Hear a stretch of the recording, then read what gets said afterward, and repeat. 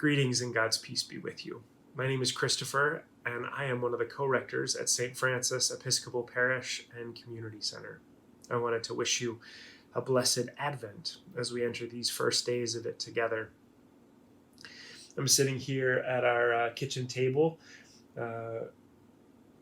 just taking a moment to pray and ponder and speak with you about what Advent means to me this day. I'm struck by the fact that it's uncommon that Hanukkah and Advent start on the same day. It doesn't happen very often. I don't actually remember exactly when it occurred last, but because of the different cycles in the dates and calendaring, it doesn't happen very frequently. And while the histories and the traditions are vastly different, there is something in the simple practice of lighting a candle, turning our attention toward the light in this time that is getting progressively darker, that's quite similar. Christianity and Judaism are not the only world religion traditions that have similarities in them.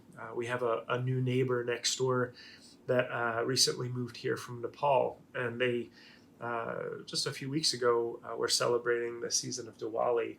And that was a season that I didn't have a whole lot of experience with. And so it was really fun to talk with the family and the guests that were coming and going from there, and particularly the little girl that's the same age as my daughter that lives next door. So we exchanged some gifts and just in conversation about that tradition. I don't know whether we'll have a conversation about Advent because it doesn't have the same sort of public posture that Diwali did in terms of the way that this particular family celebrated it. But Christmas is likely something that we will talk about at some point, but we're not there yet. It makes me think about the differences that separate us as people of faith, and also the similarities that bring us together. Each of these traditions that I name, Advent and Hanukkah and Diwali, all celebrate the coming of the light. And I know that there are many other religious traditions that have the same similarities. I was struck yesterday as we gathered, actually it was 2 days ago now, as we gathered for worship together on the first Sunday in Advent. We were singing O Come, O Come, Emmanuel together. Perhaps you were singing along, but even if you were not, you can go to our website and participate in that service through either YouTube or on Facebook. But I was really struck by the beauty and the power of the words of that hymn. The words that we were singing are different than I ever remember singing. They are from a translation that I believe Amy discovered, and the work that our worship planning team is doing to be really intentional about our worship and the choices we make, about the attention that we pay to the words that we use. And so there is both present and historic tension between Christianity and Judaism. And there are really troubling patterns of anti-Semitism that exist within our Christian tradition.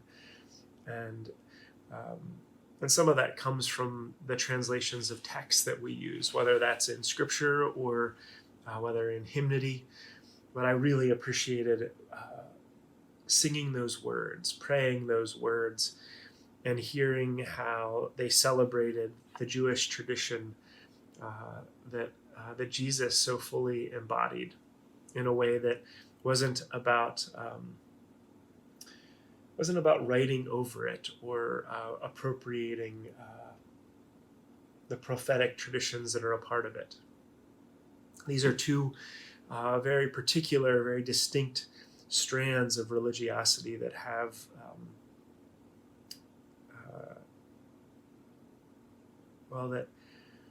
that have their own unique power and promise.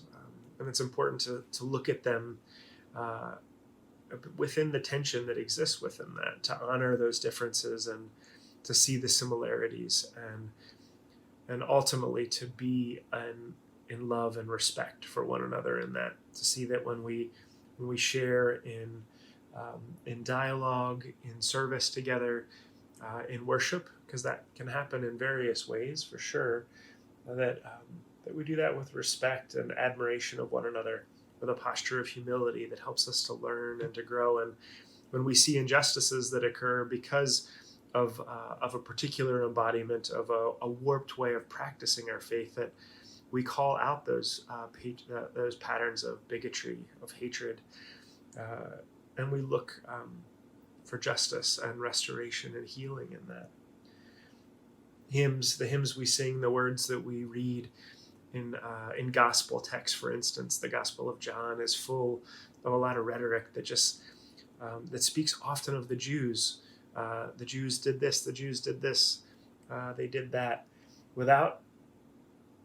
it seems like without any recognition of the fact that Jesus and all of his disciples were Jewish, and it makes it easy for the Christian believer today to forget that and to other our neighbors rather than love them. And so I appreciated the care and intentionality that our worship planning team, and particularly that my fellow co-rector Amy, brought to that.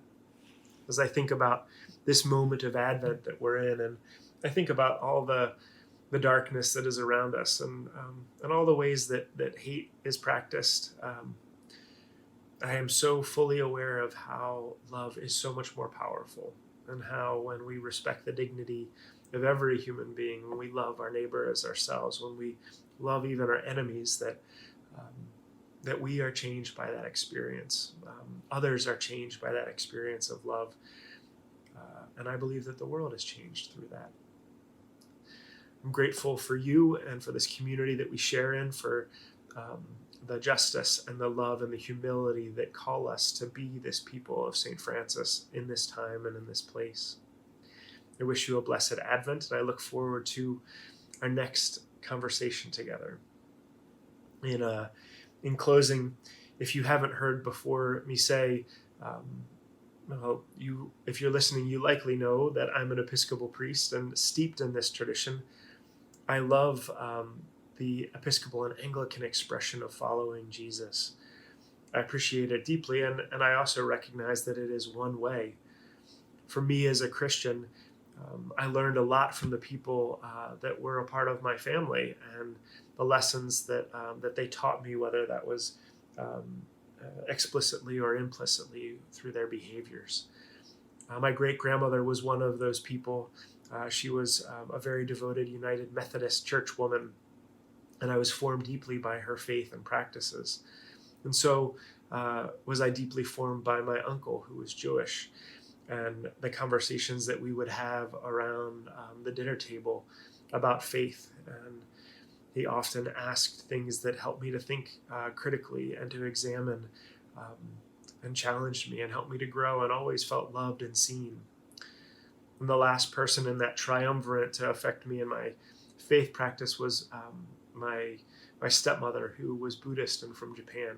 And from her, I learned so much about the richness of daily practice, and the way that she always invited me to be a part of, but always helped me to grow in my own faith experience, and to see Buddhism and Christianity the way that they complemented one another, and to see opportunities for growth between those traditions and the people that practice them.